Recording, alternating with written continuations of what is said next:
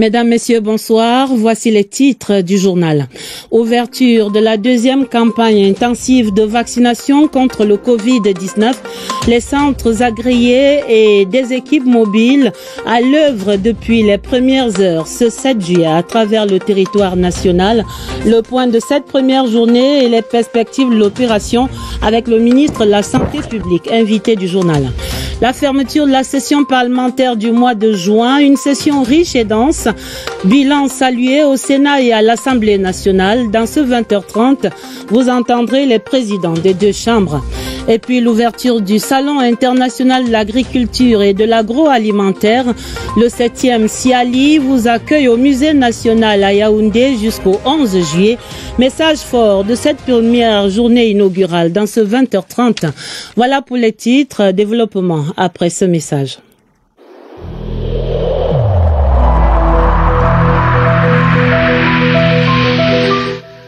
Je vous exhorte de nouveau à porter vos masques, à vous laver régulièrement les mains et à faire appel à un médecin ou à tout autre personnel de santé au cas où des symptômes apparaissent.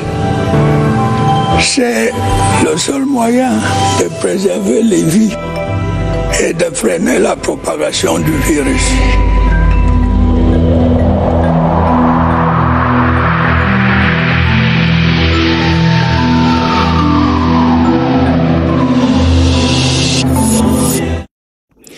Le Cameroun résolu à en découdre avec la pandémie. Ce mercredi est jour de lancement de la deuxième campagne de vaccination intensive contre le Covid-19.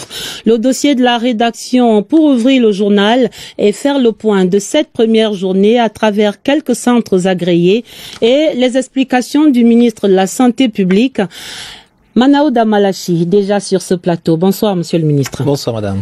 Mais d'abord, à l'escale de Yaoundé, ce mercredi, des équipes de santé se sont constituées en deux groupes.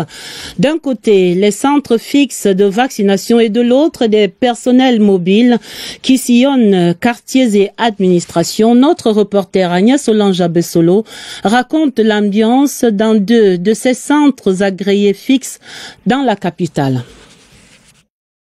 Un jour de vaccination ordinaire au district de santé de la Cité Verte à Yaoundé. L'aspect hospitalier de cette deuxième phase de vaccination intensive au Covid-19 n'est pas encore visible ici. Pour le moment, seules les vaccinations de routine sont en cours. On espère maximiser le nombre de personnes qui vont d'abord accepter de se faire vacciner et qui vont effectivement se faire vacciner.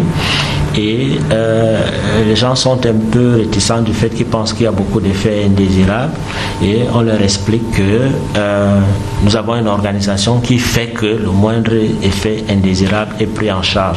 Sinopharm et AstraZeneca sont les vaccins disponibles pour cette phase. Démarrage au Petit Trot à Djungolo, l'autre centre de santé agréé. Ici, l'on a enregistré une dizaine de nouveaux cas et une quinzaine de rendez-vous ce jour. Avant, il y avait très peu de personnes qui venaient pour se faire vacciner de manière volontaire. C'était beaucoup plus parce qu'ils avaient une obligation, soit du voyage, soit d'entreprise. Mais là, c'est vraiment volontaire et c'est nouveau. Si la démarche vise à emmener le plus grand nombre de Camerounais à se protéger contre les formes graves du Covid-19, l'engouement ne suit pas encore. Il reste environ 320 000 doses de vaccins sur les 791 200 doses reçues par le Cameroun.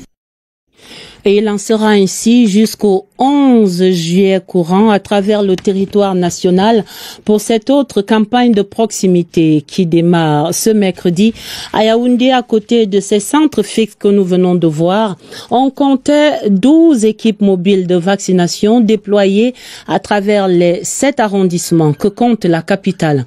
Notre reporter Daniel Menanga a suivi l'une de ces équipes mobiles en action au quartier Etoameki à Yaoundé.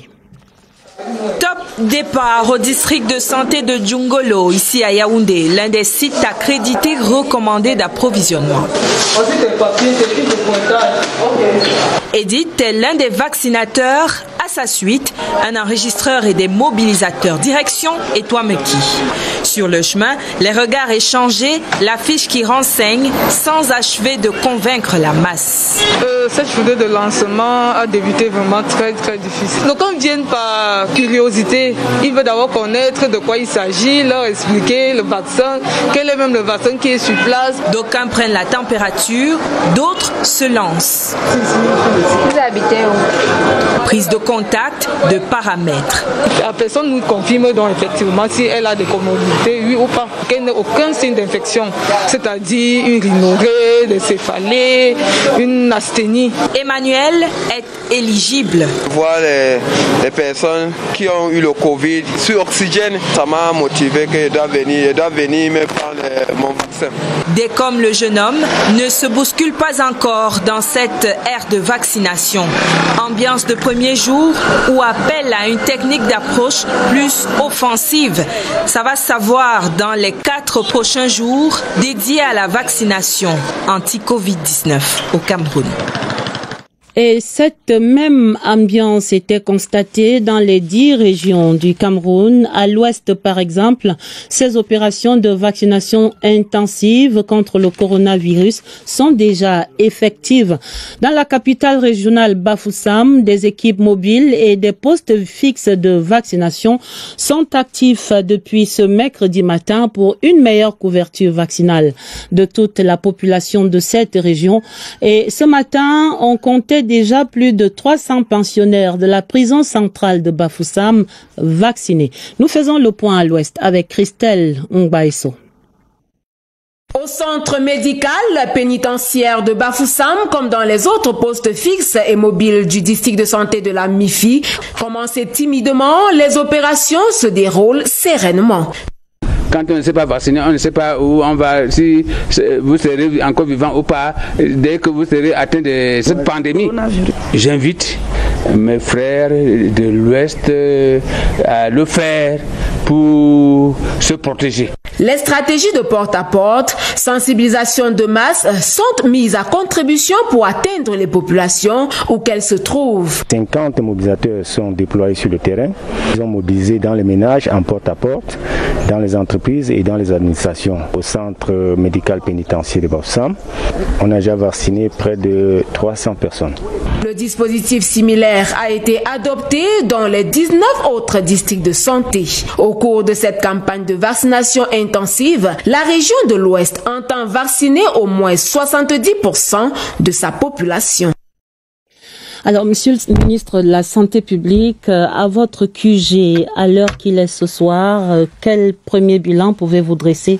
Quels indicateurs sont disponibles pour cette première journée de vaccination intensive contre le coronavirus? Merci Madame pour cette question. Nous disons que cette campagne a diversement commencé suivant les régions. Nous avons des régions qui ont commencé sur des chapeaux de roue. Nous avons des régions où ça traîne encore un tout petit peu.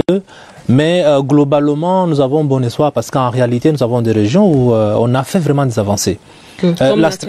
Comme l'extrême nord en réalité, parce qu'on a dû rappeler encore d'ailleurs certaines doses d'autres régions pour pouvoir les convoyer sur l'extrême nord.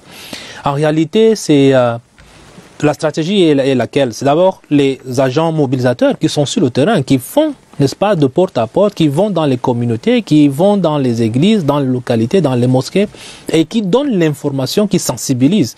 Et là, derrière, vous avez maintenant des équipes mobiles qui viennent vacciner effectivement, ou ceux qui se trouvent dans des centres fixes, qui se font vacciner également dans nos districts de santé, dans nos hôpitaux de formation sanitaire. Et donc, nous avons multiplié les chances pour qu'on ne cherche pas un centre de vaccination.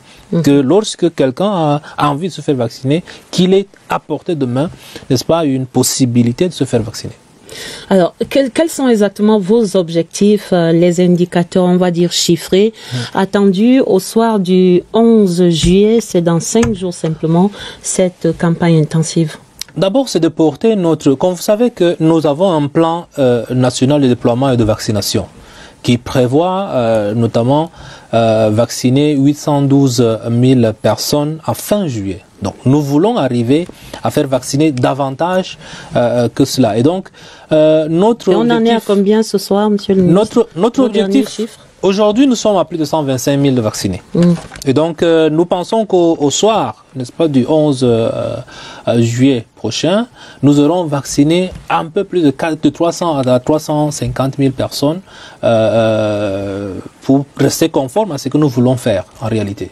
Est-ce que c'est un chiffre qui pourrait vous faire croire qu'on a atteint l'immunité collective dont vous parlez? Nous n'en sommes pas encore là. Sinon, on n'aurait pas pu commander d'autres doses, parce que le gouvernement a pris des dispositions pour que les doses soient disponibles toutes les fois que chaque Camerounais a envie de se faire vacciner. Donc, nous n'en sommes pas encore au niveau de l'immunité collective, parce que nos objectifs, c'est à terme. C'est-à-dire qu'à la fin de cette année, nous aurons normalement vacciné 20% de nos populations, ce qui correspond peut-être à 5 ou 6 millions. Et à la fin de l'année 2022, nous voulons monter à 50-60%. Quand même, donc, on va pousser jusque-là. Voilà, donc parce qu'il faut dire que cette phase intensive continue au-delà du 11 juillet.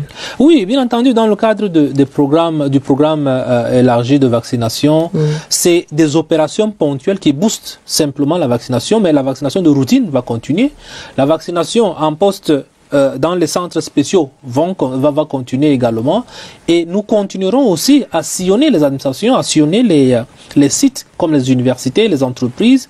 Encore à ce moment-là, nous continuons à le faire parce que notre objectif, c'est de pouvoir donner la chance à chacun d'éviter, n'est-ce pas, de se retrouver en réanimation dans une formation sanitaire et puis peut-être de décéder à la suite du Covid, parce que nous savons presque sûr aujourd'hui que il sera difficile qu'on évite une troisième vague qui est en train de sévir tout autour de nous. Et donc, c'est la chance maintenant que nous avons de nous faire vacciner pour pouvoir se mettre à l'abri, n'est-ce pas, de cette troisième vague. Mais, Monsieur le ministre, est-ce qu'il y a déjà des cas de ce variant Delta qui constitue cette troisième vague dont vous parlez, constatée au Cameroun?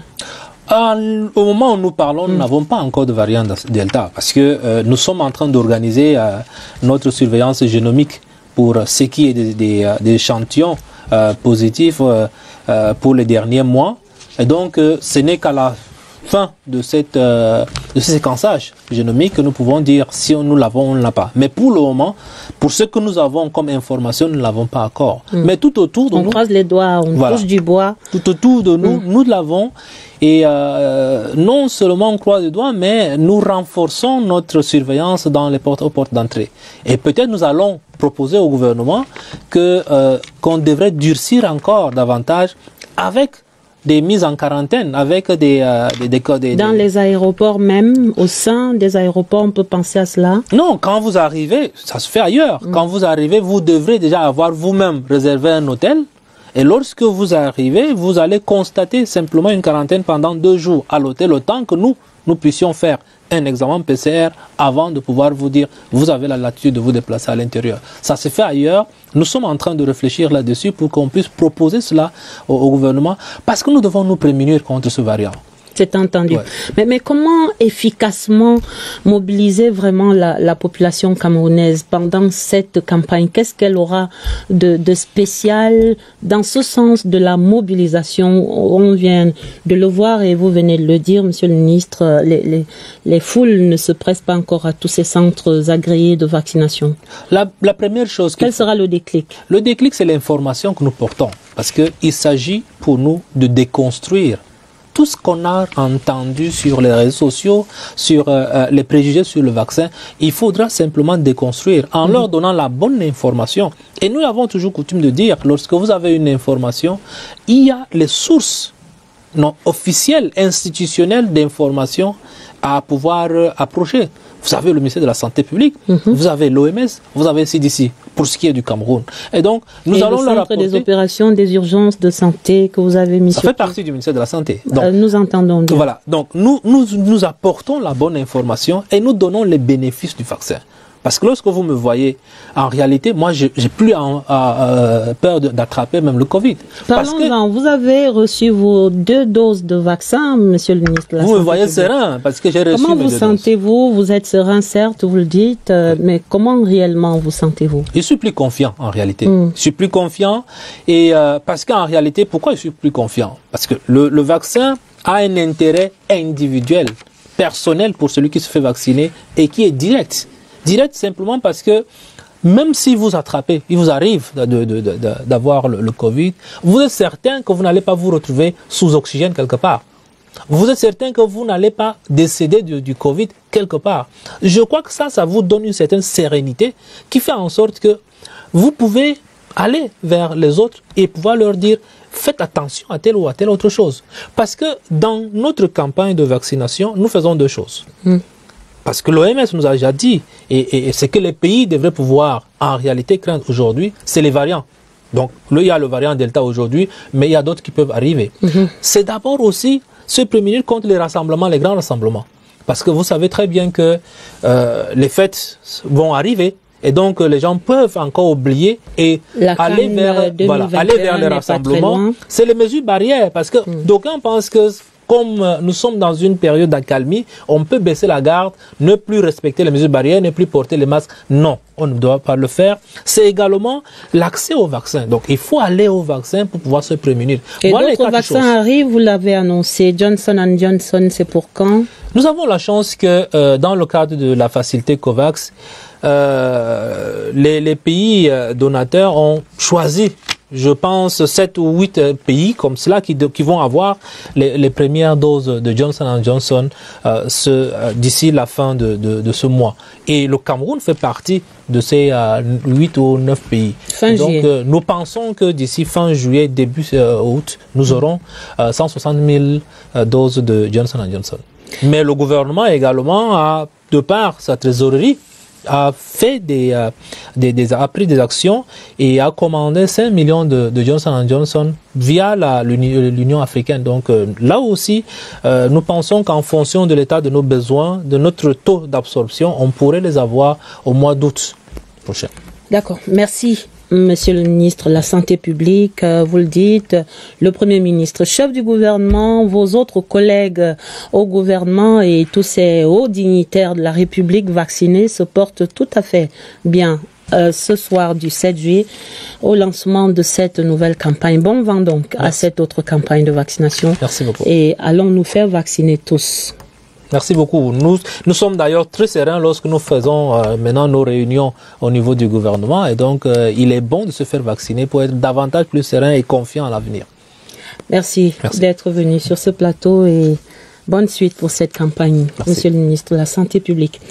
Autre chose dans le journal à présent, c'est mission terminée pour ce mois de juin. Les parlementaires camerounais se séparaient ce mercredi après un mois d'intenses travaux pour la clôture au Sénat. Marcel Ndjifendi a salué la qualité de la production de cette session, d'importants textes votés, un débat d'orientation budgétaire fructueux, le tout, selon lui, grâce à la belle synergie qui a prévalu entre le gouvernement et le Sénat.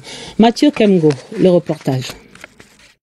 Résumant les 30 derniers jours au Sénat, le président de la Chambre s'est félicité du succès enregistré par le Cameroun à Paris à l'occasion de l'émission obligataire de 450 milliards de francs CFA destinée à refinancer l'Eurobond 2015.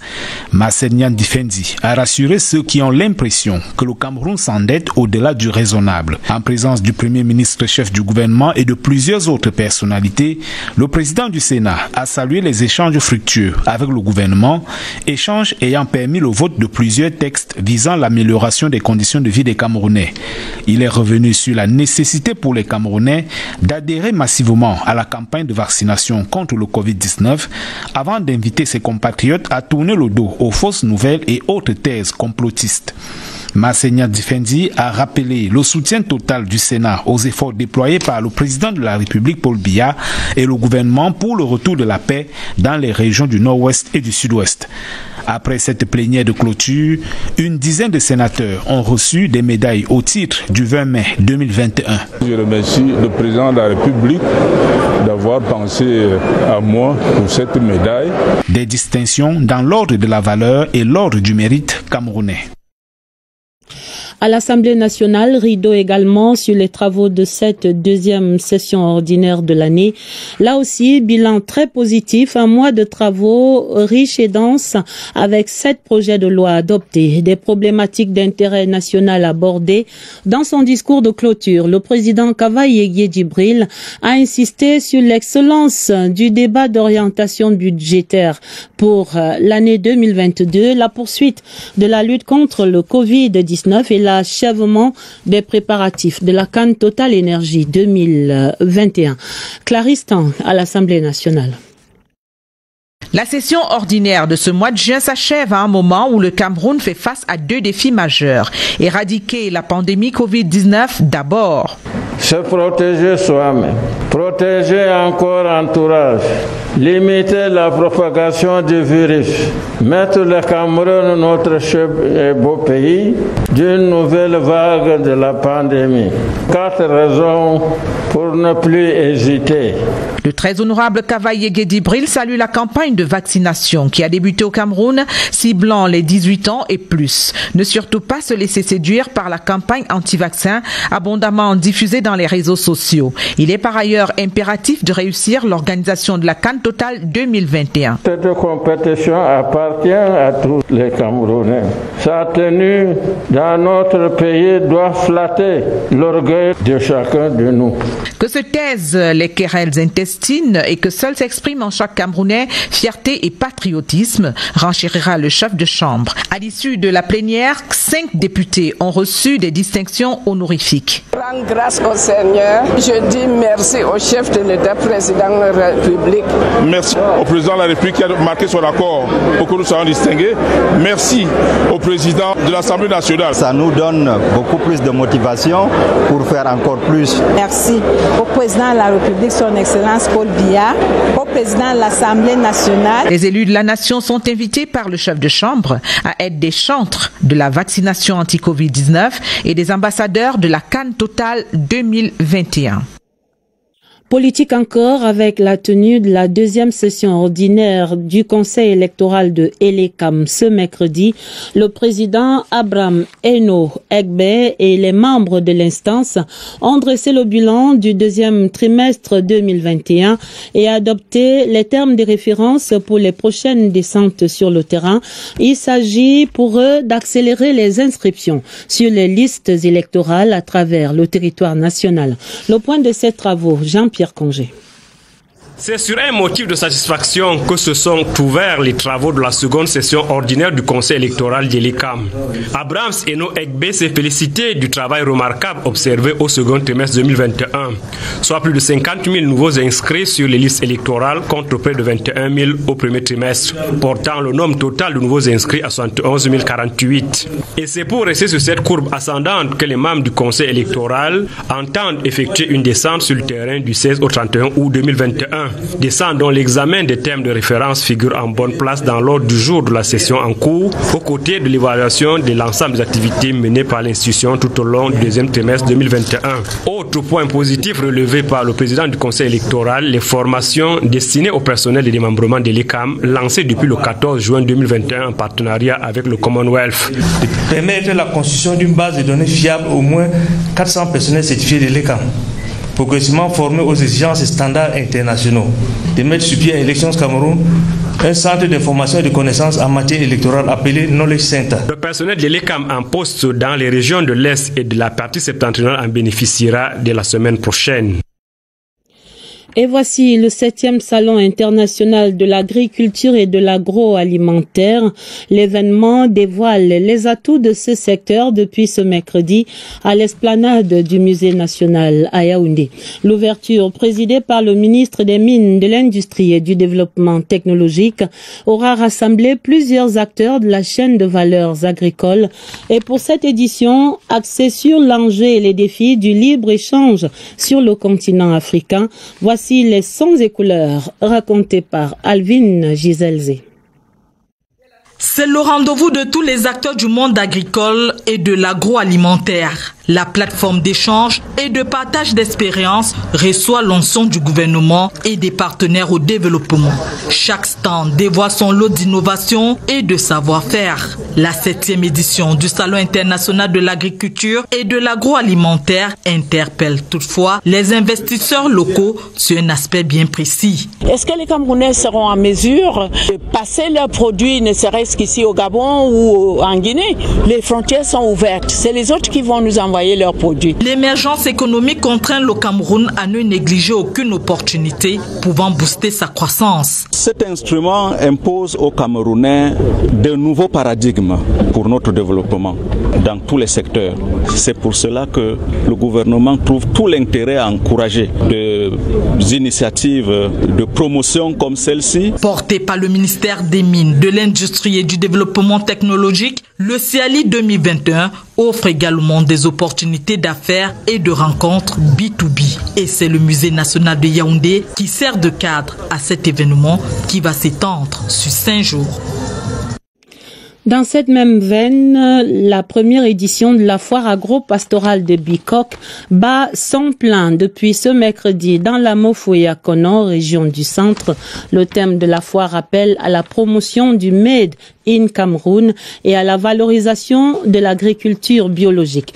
L'événement s'achève samedi. Il va accueillir plus de 200 exposants. Le ministre du Commerce, Luc Magloire Mbarga Tangana, en est le parrain. Luc, bienvenue au Nana, revient de Bikok. Plus d'une cinquantaine de stands pour présenter ce que Bikok offre de meilleur dans l'agriculture, l'élevage et l'aquaculture. Une localité qui donnerait encore plus si certains préalables lui étaient acquis. Que nous puissions avoir des routes praticables en toute saison pour que nos paysans puissent écouler leurs produits. En plus des acteurs des autres communes de la Mofo et à Kono, l'on compte parmi les exposants ceux venus des départements du Vouri, du Nyon-Esso, du Nyon-Infoumou et du Mfundi. À ceci, le parrain de l'événement n'a pas manqué de rappeler une chose. Cette foire est là pour témoigner de ce que nous savons faire et de ce que nous devons désormais faire pour sortir de notre dépendance vis-à-vis de l'extérieur. Quand le chef de l'État en 2011 au comice agro-pastoral de Bolova disait qu'il faut produire ce que nous consommons et consommer ce que nous produisons, nous n'avions pas compris. Mais la réalité aujourd'hui nous rattrape. C'est une réalité cruelle, une réalité vivante, un impératif. Simplement pour que le Cameroun ne soit plus comme ces lézards qui moururent de faim alors même qu'ils vivaient dans un panier d'igname. La suite de la série sur les retombées du plan triennal spécial jeunes. Ce soir, direction la région du Nord-Ouest. Là-bas, on annonce plus de 400 jeunes qui ont été financés de 2017 à 2021 pour une enveloppe d'environ 650 millions de nos francs CFA. Les bénéficiaires exercent à présent dans les domaines de l'artisanat, l'agro-pastoral ou encore dans l'économie numérique et tous disent merci pour cet appui financier décidé par le chef de l'État qui leur permet aujourd'hui d'améliorer leurs conditions de vie. Notre reporter à Bamenda, Valentin Kouadeu, a rencontré certains de ces acteurs économiques. Maëfort ce jour, les machines tournent, les ouvriers sont à l'œuvre grâce au financement du plan triennal spécial jeune. On avait commencé à acheter de petites véhicules. Et à certains moments, quand on a écrit nos projets, le gouvernement nous a aidés à nous donner le fonds. Grâce à cette activité, ils parviennent à envoyer leurs enfants à l'école et même d'autres personnes gagnent aisément leur vie. On a 3 employés. La salaire de l'un de mon manager ici, c'est 60 000. Et l'autre travail, c'est 35 000 par mois. Autre lieu, quartier Tamuncho, dans l'arrondissement de Bamenda 3. Là aussi est installé un jeune qui élève les poussins. À l'aide d'un incubateur, il peut produire en 21 jours plus de 2500 poussins. Et cela grâce à l'aide de l'État d'un montant de 2 500 000 francs CFA. Troisième et dernier arrêt, Foncha Johnson. Ici, Pluchéry a pu ouvrir un atelier de couture. Ça m'aide à payer la pension de mes enfants, même mon loyer, donc à pouvoir manger à la maison. Depuis le début de l'année 2021, environ 700 jeunes de la région du Nord-Ouest ont été enregistrés à l'Observatoire national de la jeunesse et attendent bénéficier à leur tour de l'appui du chef de l'État. La suite de cette série demain au 20h30. La 112e session du Conseil des ministres de l'Organisation des États d'Afrique, des Caraïbes et du Pacifique s'est ouverte hier mardi par visioconférence pour le compte du Cameroun. Le ministre de l'Économie, Alamine Ousmane Meh, suit de près les débats relatifs essentiellement à la gestion administrative et financière de l'organisation ainsi que les négociations en cours pour un nouvel ordre, un nouvel accord de partenariat des ACP avec l'Union européenne. Séverin Alégambélé fait le point. Malgré la distance, malgré l'effet Covid-19, Bruxelles et Yaoundé sont en phase pour la conduite des travaux de la 112e session du Conseil des ministres. L'organe principal des décisions de l'OACP chargé de la mise en œuvre des orientations définies par le sommet des chefs d'État. L'actualité courante est en débat sous la conduite du président en exercice du Conseil des ministres, Jérémia Manélé, ministre des Affaires étrangères des îles Salomon dans le Pacifique. À la première séance plénière, on a évoqué la fin des négociations de l'accord post-Cotonou. Le futur accord devra être signé cette fin d'année, ou tout au plus, au début de l'année 2022. Tout dépendra de l'évolution de la pandémie du Covid-19 qui n'offre plus de garantie pour l'organisation de la cérémonie de signature à Apia dans les îles Samoa. La gestion administrative et financière de l'OACP est également revenue sur la table des discussions avec un indice d'un léger mieux. Tout de même, 60% des cotisations annuelles des membres sont payées et dans le prochain budget, les indicateurs sont au vert. La future relation entre l'Europe et les ACP préoccupe autant que la situation sociopolitique au sein des États. Au cours des débats de la première journée, on a senti la création d'une chaîne de solidarité autour du peuple de Haïti, touché par la disparition de son chef d'État, blessé mortellement. À présent, plein feu sur la nouvelle procédure d'obtention des passeports biométriques en cours au Cameroun. En effectivité depuis la semaine dernière, les premiers documents produits par le nouveau centre dédié ont été remis à leurs demandeurs. Mais certains compatriotes ne sont pas encore très au courant de ces dispositions de pré-enrôlement en ligne et d'enrôlement pour dire l'inscription. Voici les éclairages de Laurence Okalia afin que nul n'en ignore. Salut, je m'appelle Chancel. Je vais te montrer comment faire un pré-enrôlement pour obtenir un passeport. Tu peux te servir d'un smartphone ou d'un ordinateur avec un accès à Internet. Sur la barre de recherche, rends-toi sur le site de la Délégation générale à la Sûreté nationale, www.dgsn.cm. Au bas de la page d'accueil, clique sur l'option « Solliciter un passeport ordinaire ». Tout en haut de l'écran, clique sur « Débuter un pré-enrôlement » et accepte les conditions d'utilisation. Ensuite, tu dois choisir un support d'authentification, soit un numéro de téléphone, soit une adresse email par laquelle on t'enverra un code. Une fois le code reçu, insère-le et valide. Tu peux à présent inscrire tes informations personnelles et cliquer sur « Confirmer ». La dernière étape, c'est le paiement. Il se fait soit par carte bancaire, soit par mobile. Voilà, j'espère que j'ai pu t'aider. À bientôt sur www.dgsn.cm. Retenez donc le site tout au moins. À l'Institut de formation et de conservation du patrimoine audiovisuel, ce mercredi après-midi, il y avait clôture des journées portes ouvertes de la Biennale 2019-2021, une cérémonie qui a permis de saluer le génie de Alain Belibi, parrain de cette promotion. Et occasion également pour le directeur central du pôle TV, Ibrahim Chérif, le représentant personnel du directeur général Charles Ndongo, de lancer le concours d'entrée pour la Biennale 2021-2023. Nous retrouvons à l'IFCPA Pierre Evembe.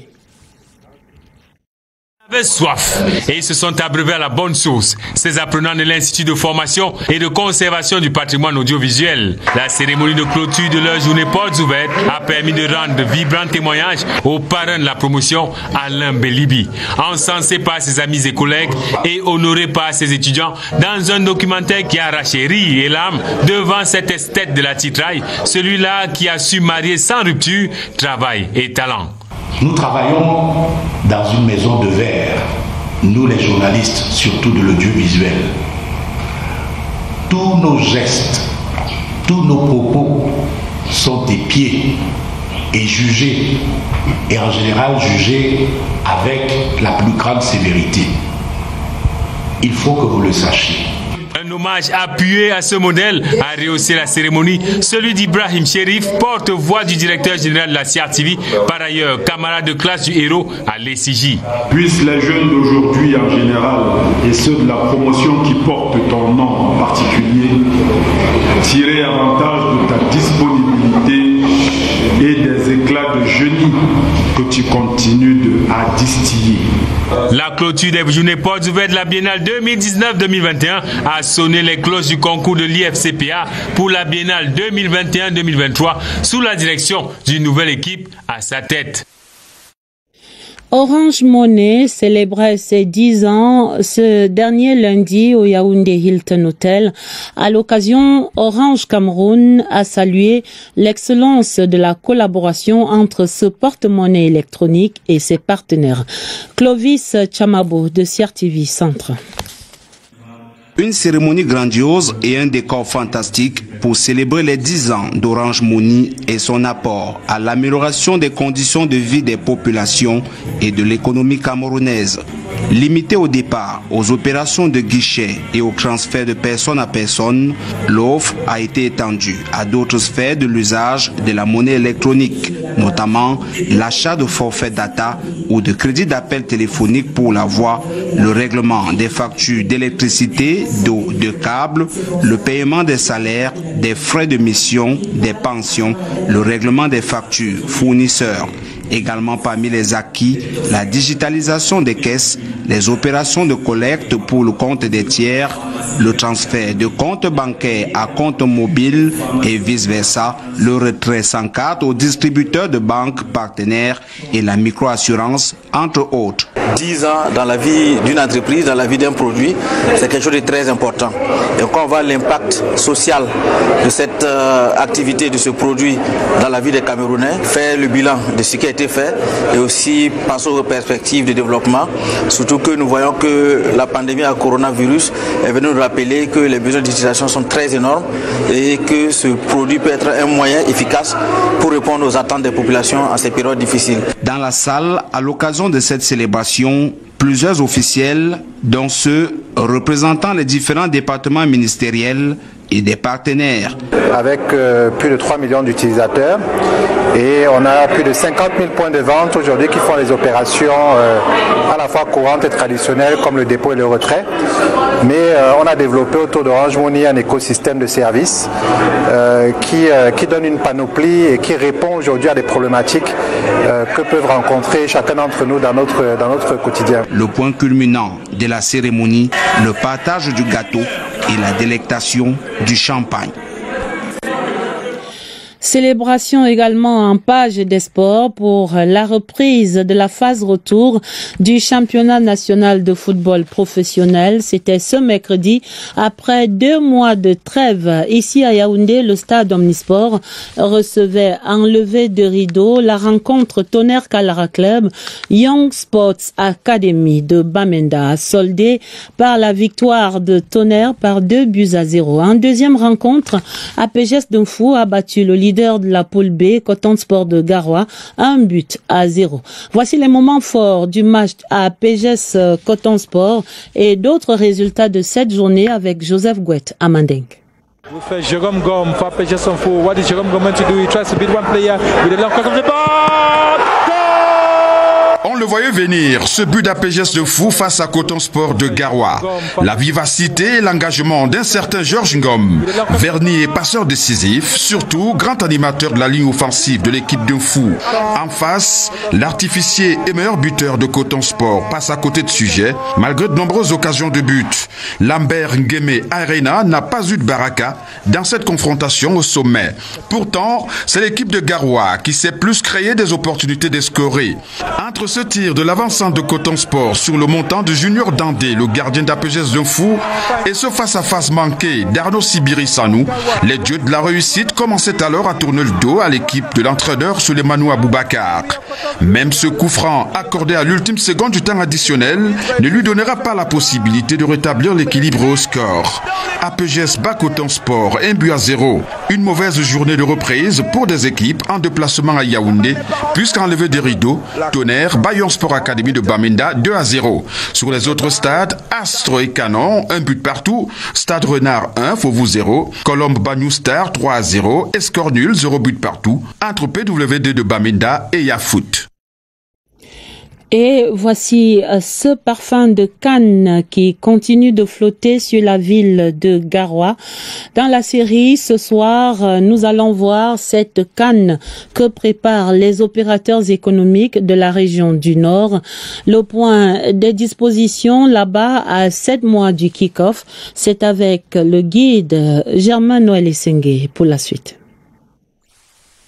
Cet homme est propriétaire d'une microstructure agroalimentaire. Oumarou Sanda Masselbe arrive très tôt. Il prend la température, vérifie une ou deux choses, se rassure que les machines fonctionnent en plein temps. Avec l'arrivée de la canne, le chef de l'entreprise va renforcer la capacité de production. J'ai fait l'acquisition de nouvelles machines dans mon domaine précis. Et comme nous connaissons aussi un peu de déficit énergétique, à Compagne, on a eu de nouveaux groupes électrogènes pour pallier à ces délestages. L'événement à Garoua est unique. Moi, ça fera la deuxième canne que je vais vivre dans mon pays. Donc c'est une fierté. La poule qui sera à Garoua ne sera pas déçue. Pour l'opérateur, la canne est une question de conscience pour tous les citoyens. Nous sommes le relais de la politique du président de la République. C'est pour cela que nous nous activons sur le terrain et à recevoir très bien nos hôtes sans complications sur tous les plans. Une implication qui doit faire tache d'huile. La fin de ce 20h30 à retenir essentiellement le lancement de la deuxième phase intensive de la vaccination contre le Covid-19. Le ministre de la Santé publique était l'invité de ce 20h30 pour le bilan de cette première journée et les perspectives de cette campagne. Il y avait également dans le journal la fin de la session parlementaire du mois de juin et puis l'ouverture du 7e SIALI, le Salon international de l'agriculture et de l'agroalimentaire. Le 20h30 était préparé avec la collaboration de Elvire Angeline et Balé, de Auguste Angononga et Christelle Beina. Vous aurez un autre journal à minuit présenté par Dieudonné Zra et Ewane Epaulé. Retrouvez sur cette antenne, après le journal immédiatement, le magazine Et si on en parlait. Et ce soir, on parle du mariage avec cette question, le mariage fait-il encore rêver? Très belle soirée sur toutes nos antennes et à demain, 20h30.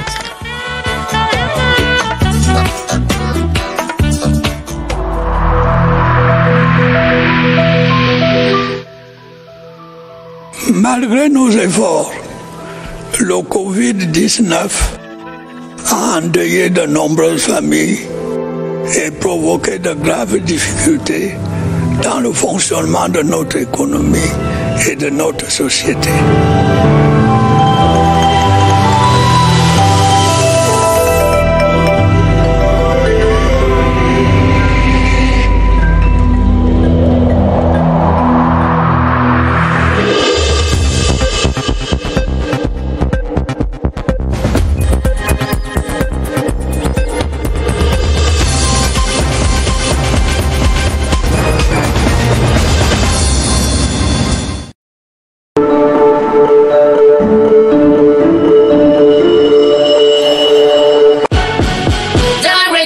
danser.